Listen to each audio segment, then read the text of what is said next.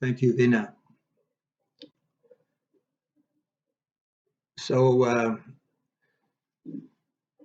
we begin this journey in the prayer that Connie shared with us. She talked about the journey of Lenten. So we begin this journey, and I'm happy to be accompanying you on these next 3 weeks, three Tuesdays. Anthony de Mello once said that most retreats. He says we we begin them in the name of the Father and of the Son and of the Holy Spirit. And he said, unfortunately, we end as it was in the beginning, is now, and ever shall be, world without end. Amen. Hopefully, we shall end a little bit different than what we started. Anthony de Mello used that as just a remark of humor. Uh, Albert Einstein was once traveling from Princeton on a train when the conductor came down the aisle and he was punching the tickets of every passenger, and when he came to Einstein was a little confused, and he was reaching in his vest and into his pockets, his trousers, and then he looked on the seat beside him, and he went through his briefcase, and he was really confused. And the conductor said, "Oh, Dr. Einstein," he says, "not to worry. Everyone knows who you are. I know you bought a ticket. There's no problem. There's no problem. Don't worry about it. Don't worry." And so Albert said, well, thank you, sir. Thank you, young man. And he leaves, the conductor leaves, and he goes down the aisle and he continues his punching of the tickets. And when he gets to the end of the car, he turns around, he sees the great physicist on his knees, and he's looking under his seat for his ticket. He's still looking, and he rushes back to him and says, "Well, listen, Dr. Einstein, we know who you are. Don't worry about it." Einstein says, "I know too who I am," he says, "but I don't know where I'm going." And he needed the ticket in order to find out where his next conference was. Where was he speaking? He forgot. And so it's important in any journey that we know where we're going, that we know where we're going. What's our destination? And Yogi Berra, the great baseball legend, he put it this way when he said, "You've got to be very careful." He says, "if you don't know where you're going, because you might not get there." And this too, obviously, is true of the pilgrimage of our life, that if we don't know where we're going, we may not get there. In the Gospels are all different. They're different ways and different emphasis. And in the Gospel of John, John has no infancy narrative about, regard to the birth in Bethlehem or finding in the temple and this kind of thing. He starts off right in the first chapter with Jesus as an adult and having had this encounter with John the Baptist, his cousin. And so John then saw the Spirit of God come upon him. And then he pointed Jesus out to his disciples. There is the Lamb of God.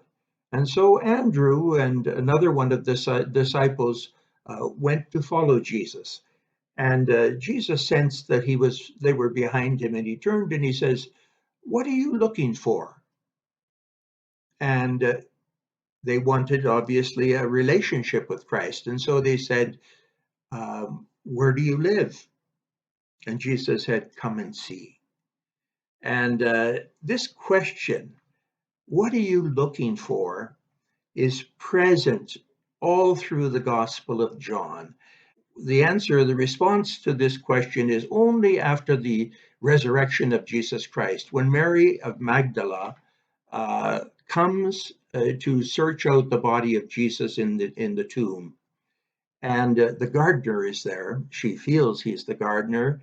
And the gardener asks her, "What are you looking for?" Or whom are you seeking? And she says, I'm looking for Jesus. If you have placed him somewhere, tell me where he is, and I will go get him. And and then Jesus speaks to her. The resurrected Christ says, Mary. And he speaks with such love. Mary, uh, uh, she when she hears her name, she's just caught up in, and all of her hope comes back again, and she wants to cling to Jesus. So that, what are you looking for? What are you looking for? And then in Mark's gospel, as he begins to Jesus begins his public ministry, and he speaks with authority, and he also uh, he heals people. They don't know who this. How can this be that Jesus, the son of a carpenter, could have such authority and over even unclean spirits, etc.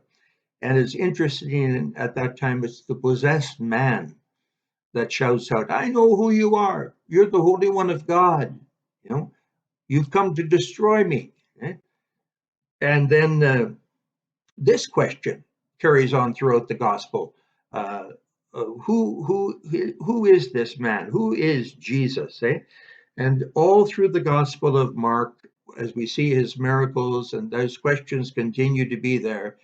And then it's only at the crucifixion of Christ that the actual, again, there's an unlikely voice that comes out again to speak out, who is Jesus? And it's the Roman soldier who says, truly, this man was the Son of God. This man was the Son of God.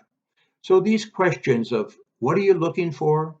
And as we come to know, hear about this Jesus, then the question is, who is he in our lives? Who is he? So each of us are on our own journey, but these questions are common to all of us. Uh, who is this man? And what am I looking for? What will answer the hunger of my life? And these questions are never complete. We don't have a complete answer for them on this side of heaven. That I might seek him, he is finite. But that I might seek him once I have found him, he is infinite. We seek him forever because we can never know the complete and the total, the expression of God in humanity. We might compare our journey of life to a bus ride.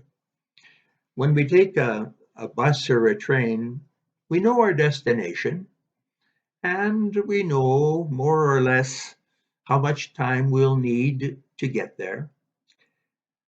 But on the bus of life, we also need to know our real destination, but we don't really know how much time we have for the journey. Some may be very long, uh, for others, it may be very short, 30, 20, 10 years, maybe even only a few months. But actually, the length of the journey is not what's important, although obviously we worry about it a lot. The Japanese have a very nice way of putting it. They say, the day you cease to travel, you will have arrived. What is important is what we do on the journey. I will quote the wisdom of Rabindranath Tagore on occasion. He was a Bengali poet, and he was the first non-European to win the Nobel Prize of Literature. And he writes, the butterfly counts not months, but moments, and has time enough.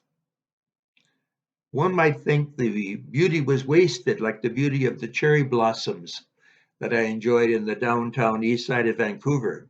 They only lasted a few days, but they were so beautiful. On a bus, you have people who chat. Some are glued to their iPads, others apparently are doing nothing or maybe daydreaming.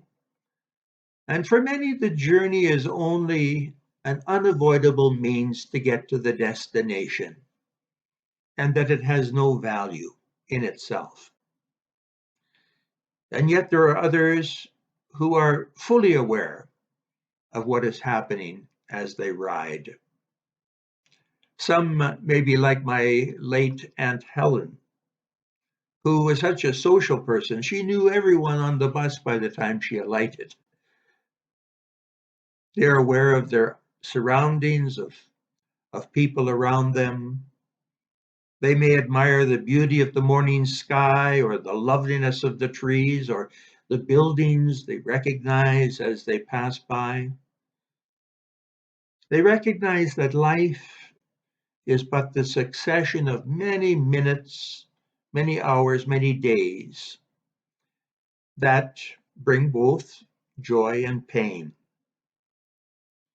And at every stop on the journey, at every change in the road, some leave our company and others hop on, very much like our life. Each of you have hopped on together on this bus ride now for 3 weeks, 3 evenings.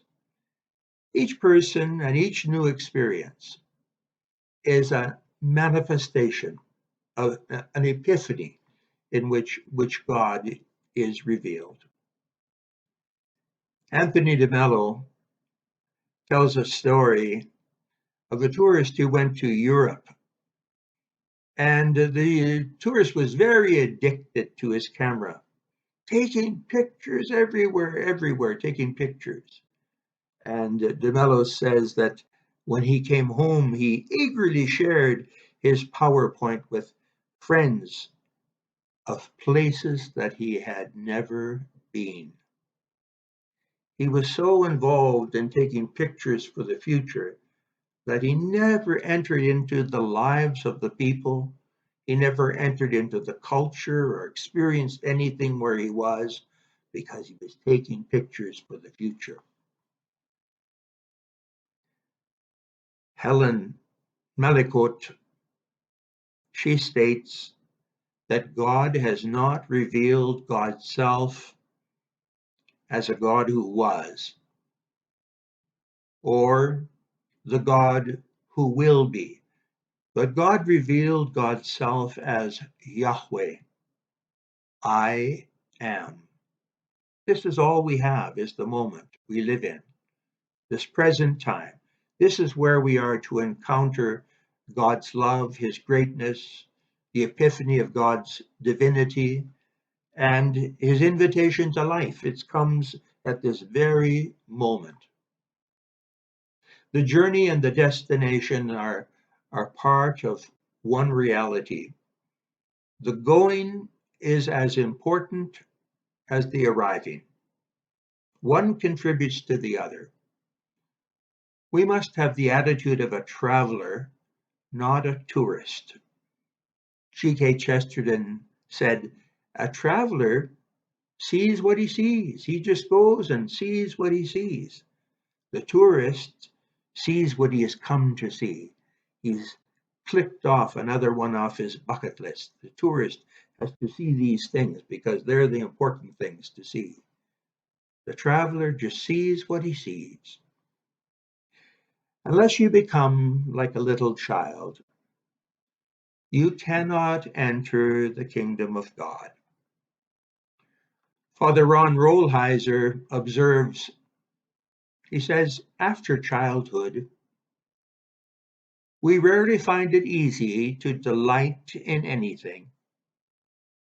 Yet, delight, along with gratitude, is the primary religious virtue, and it's the deepest root of all love, friendship, sexuality, family life, community, passion, enthusiasm.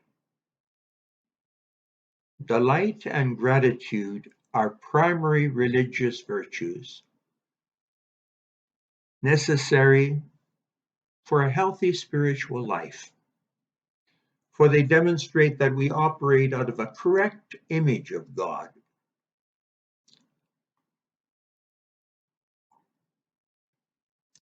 I listened to a podcast. I don't know if you've had the privilege of listening to Brother David Stanel Rast. He's now 95 years of age, but he speaks of gratefulness. It echoed what I experienced constantly in our mission in Kenya. May our Lenten period cause us to reflect on how we move through life. Brother David Stanel Rast says this. He says, gratefulness is in itself a practice. It begins with surprise. Stop. Be surprised. How come I have this? How come I have this given to me? Once you start with something given to you, and not always think of earning it or buying it or achieving it, once you start realizing that everything is given to you, you are already on the road to giving thanks for what is given to you. After all, we live in a given world, a given moment, a given situation. Now, if it is given, what is more appropriate than to be grateful for it?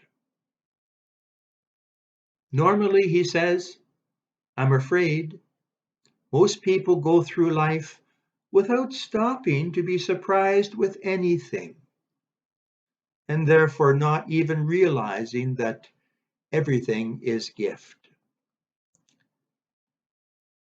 Rabindranath Tagore poetically says, the beautiful sentence. He says, do not say it is morning and dismiss it with the name of yesterday. See it for the first time as a newborn child that has no name. Every morning is a new gift offered by our divine love.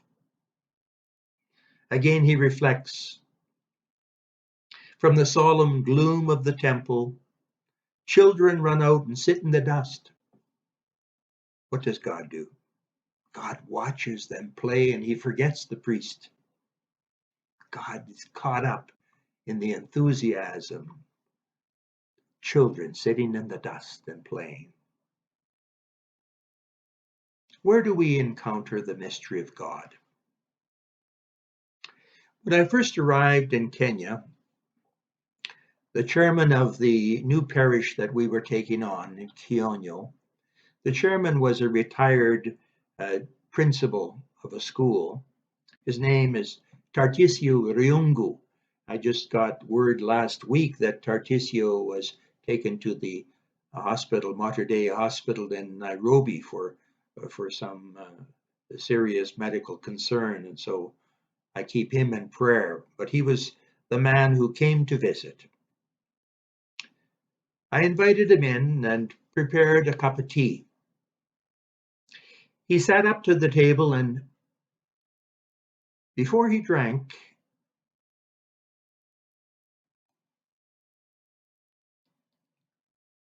he took a time of quiet and prayed.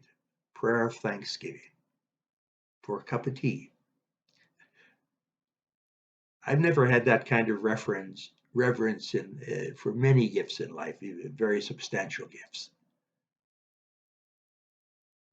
There are two phases to gratitude, to quote Stanel Rast.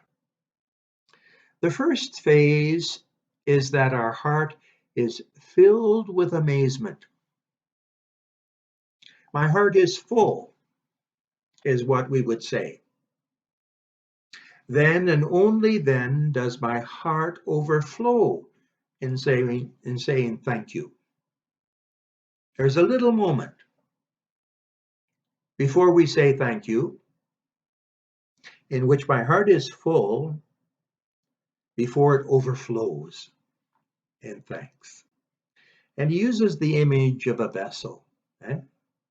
A vessel. It's a beautiful image. And he says, the image is that of a vessel filling up, filling up, filling up, filling up, and then it overflows.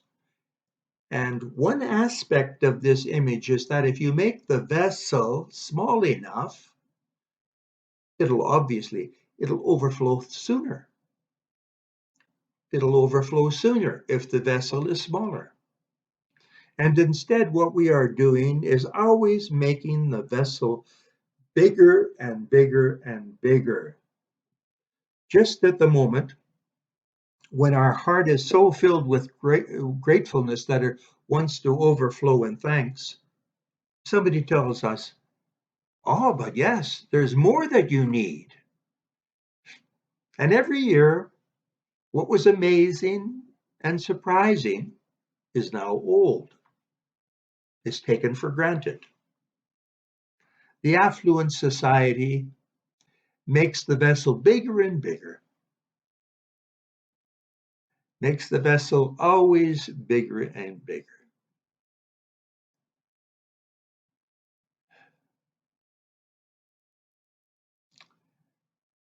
That's why you find, he says, poor people everywhere in the world are more grateful than the rich. The rich who have everything, and we would therefore expect them to be grateful. We might ask, are we consciously trying to make the vessel smaller? Yes, he would say. How? By living frugally, by asking, what do we really need? By distinguishing our real needs from our wants. We can do it joyfully because the moment we only take what we need, we will be so much happier because gratefulness will come sooner. This reflection on our life in relationship to the use of things is necessary for each one of us, and it reoccurs throughout our life. The world in the past decades, and especially even during COVID-19, has gone through significant collapses that tend to cause us to discern our needs and our wants and the needs of others. We are all quick to answer yes to sharing our surplus, because surplus can easily be defined as that which is left over when I take and I use what I need or perhaps even what I want. To share of our resources is different. It may mean distinguishing our needs from our wants and making our vessel smaller. G.K. Chesterton once said, there are two ways to have enough in this world. One is to accumulate more and more, and the other is to desire less. Two ways to have enough. Once again, Stanley Ras says, everyone knows that on the day that we are fasting, a piece of bread tastes just marvelous.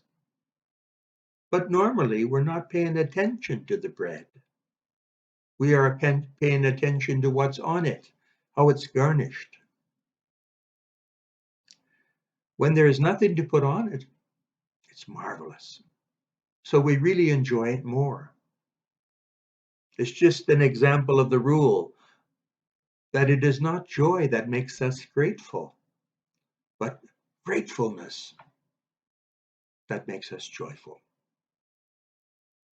We know that one of the spiritual practices of Lent is fasting, and perhaps Brother David Stanley Rust has shed a greater light on our need to embrace this spiritual exercise again, not just so that we be in solidarity with the poor of the world or save money to give to the poor, but because we need the discipline ourselves to make our vessels smaller, to experience gratefulness in our life. We're all very familiar with the passage from Genesis where Moses is asked to take off his shoes, for he's standing on holy ground. Our shoes often prevent us from experiencing in an intimate way the sacredness of life.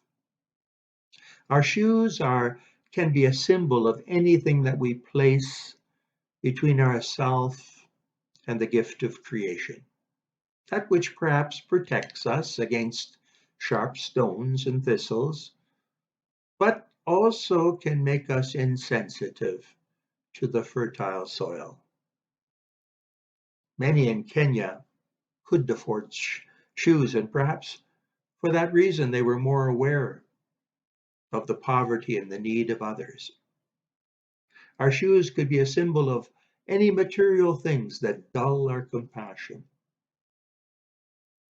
As we experience less pain and discomfort, then we even can easily walk over others and not notice their pain.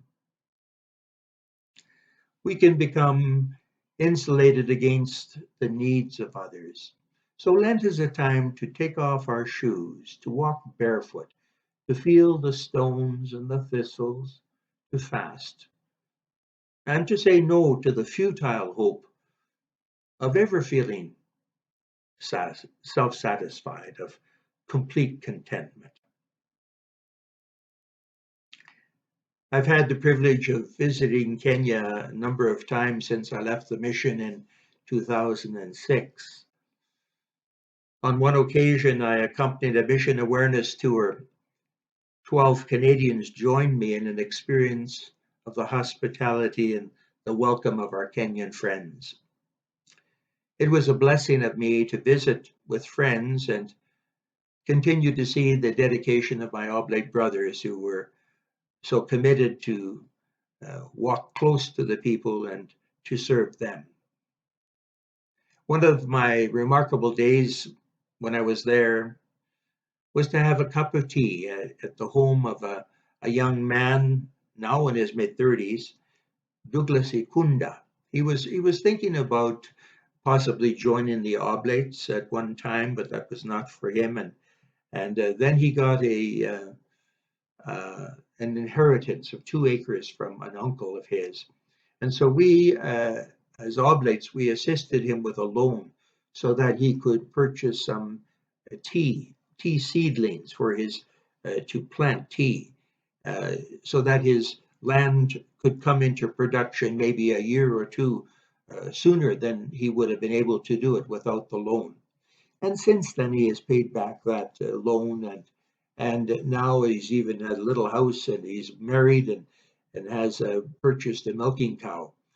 But now, after his tea is in full production of green leaf, his annual salary is something like maybe $2,500 to $3,000 a year would be his annual salary, and yet he's so grateful for what he has and for how he has been helped in life.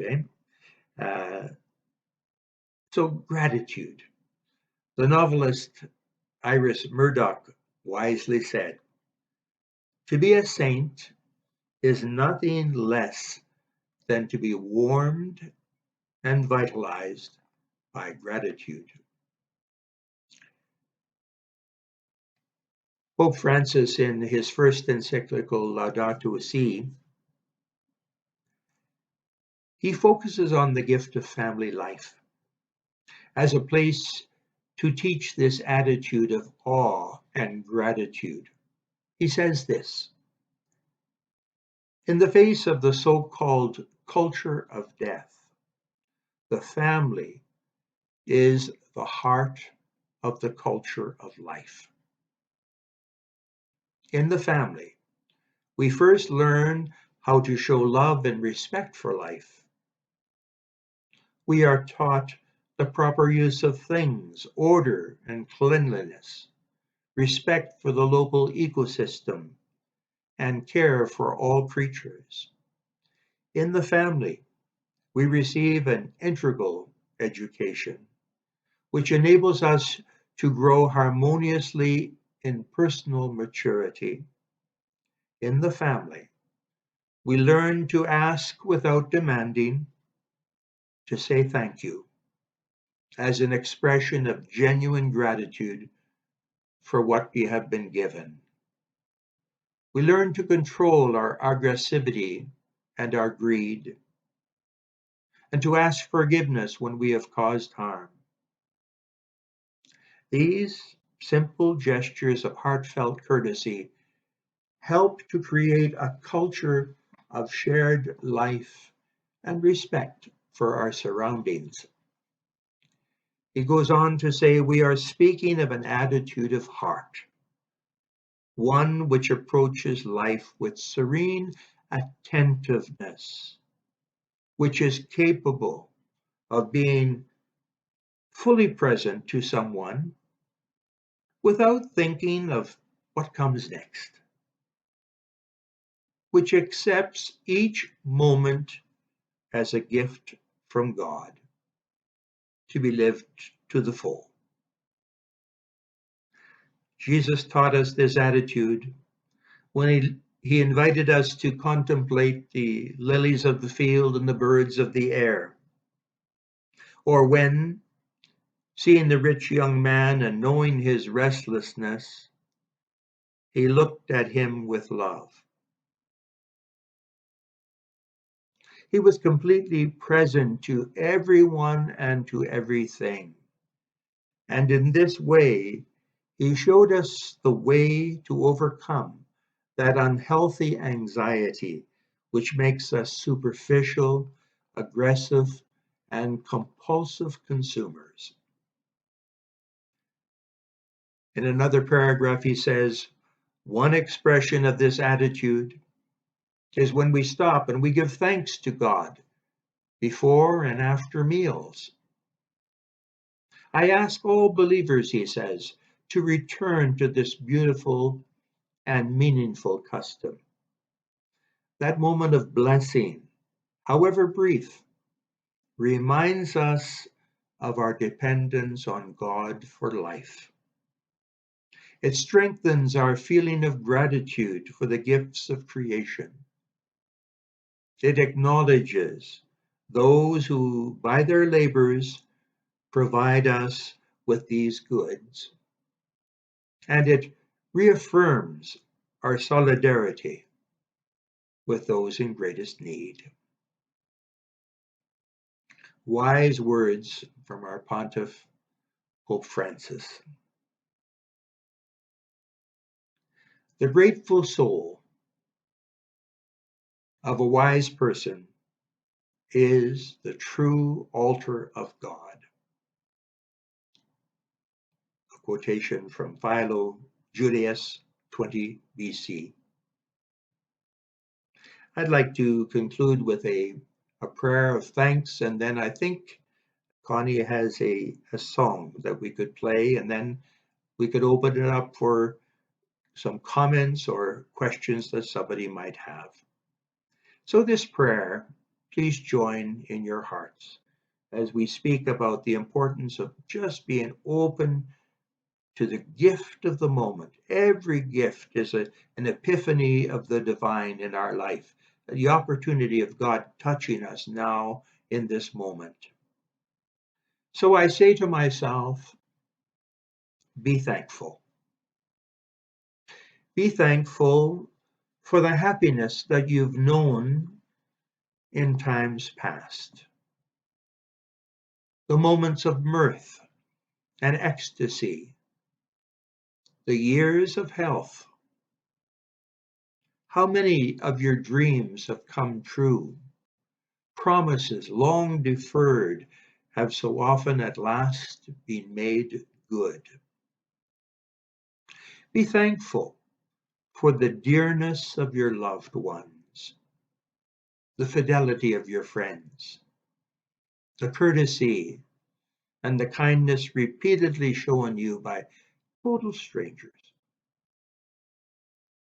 Be thankful that your fears have again and again proven groundless, that you have survived so many close calls, so many narrow escapes, and that the same good fortune has generally followed your children in their misadventures, and your friends likewise. Be thankful not only for the joys that have accompanied your way and the unnumbered gifts of a kindly providence. Master the harder art of gratitude for life's sterner lessons.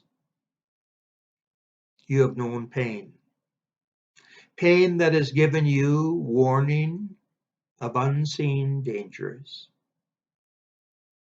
You have known failure, failure that shattered false hopes of easy victory and toughened your spirit by renewed efforts. Having made mistakes, you have learned important lessons. Having encountered obstacles, you have found courage and endurance to surmount them. Having known sorrow and loneliness, you have discovered that even these have quickened your sympathy and taught you your need of others. Be thankful then that so much you have not sought and would have passed by if you could, nonetheless has proved enriching to your experience. Even in life's dark labyrinthian ways and bitter moments, a person of faith and hope can trace the working of a mysterious wisdom and impartial providence, a more than human love. Thank you for listening. And Connie, perhaps you have a song that you'd like to play at the end here before we go into any questions or comments. Okay, that's fine. Yes, I think I found it a real insight when David Stanley just says, we just keep making the vessel bigger. What satisfied us last year is old. We need new toys, we need bigger things, and then we'll be happy, then we'll be grateful. But no, it never comes, eh? So yeah, the importance of being frugal, eh?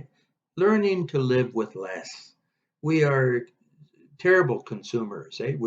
We're I think it's something like 20% of the world's population consume 80% of its resources, eh? We're part of that 20%. Yeah, that's very important. You well spoken, Connie.